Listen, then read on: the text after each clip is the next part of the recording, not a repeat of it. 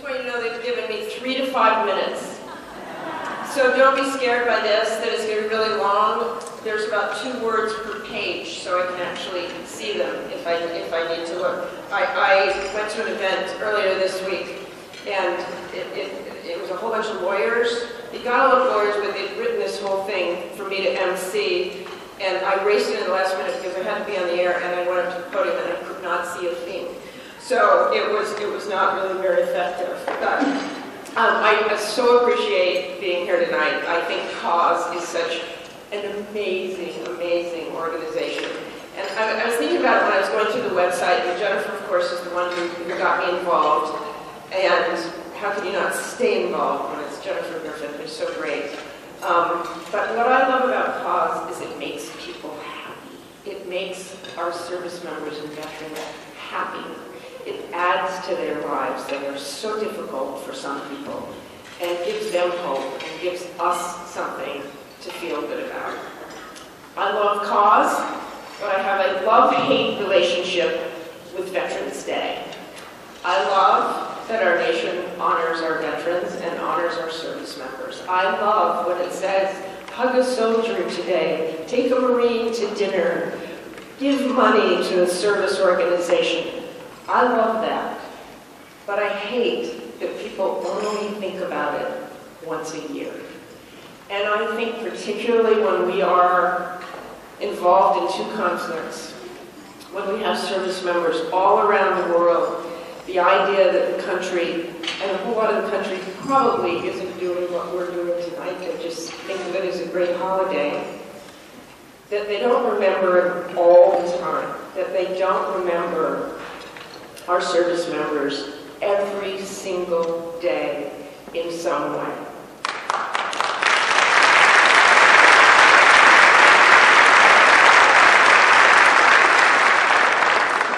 And I think the very sad part about this, as the more time we're at war, the less Americans remember. I know sometimes people say, oh, the news, you all just like to run the horrible stuff about the wars to get ratings.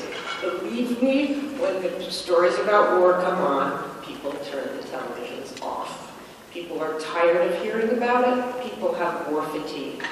And that deeply worries me. I do whatever I can. Jennifer Griffin does whatever she can to try to keep these stories in the news, to try to tell the story of what our service members do every single day. Every single day. I was struck by, one of the last times I went to Afghanistan, I looked for the youngest, I was with a bunch of soldiers up there, looked for the youngest soldiers I could possibly find, and brought them over and said, tell me where you were on 9/11. They said, I think it was the 6th grade, ma'am, or I think it was in middle school and we were in the cafeteria. And to see these young men who have volunteered, who have grown up and are at war now,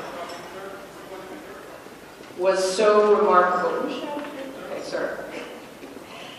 My own son was 10 years old on 9/11. He's now a freshman in college.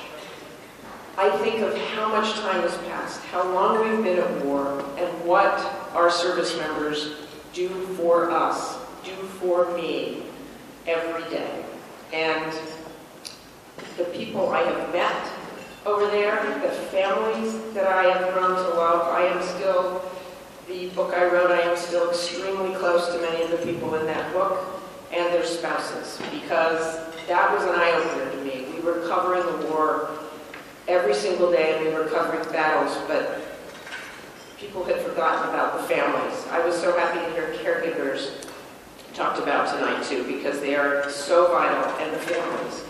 I had, and so honored to have a Medal of Honor recipient here, I had the pleasure of meeting the living Medal of Honor recipient, Sal Giunta, Staff Sergeant Sal Giunta, in Italy, right after President Obama said he would be receiving his Medal of Honor, which he will be doing next week. And then I went on an Army staff ride to Normandy about 3 days later with General Carter Ham, and went through D-Day, and Sal Giunta was there. And meeting him was so remarkable. He's so humble. And I thought, I watched him walk down Omaha Beach, and I thought no one would know. No one would have any clue. He wasn't in uniform. He looked like a college kid walking down the beach. And we went to the cemetery, and we were walking around, and Sal was very quiet. And at the cemetery, they wanted him to help lower the American flag. And so they were just explaining protocol to him and General Ham. And a Korean War veteran walked up, about 80 years old, had his hat on, Korean War vet, and he overheard this conversation, and he went up to Sal Junta, very cross, and said, "Young men, don't you know how to fold the American flag?"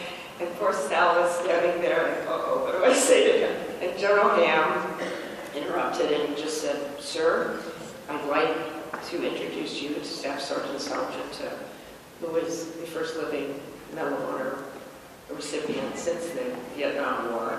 And the scene then, the Korean War veteran stood at attention, turned to this young man and saluted, and it was one of my best memories of this year. He is just a remarkable, remarkable young man.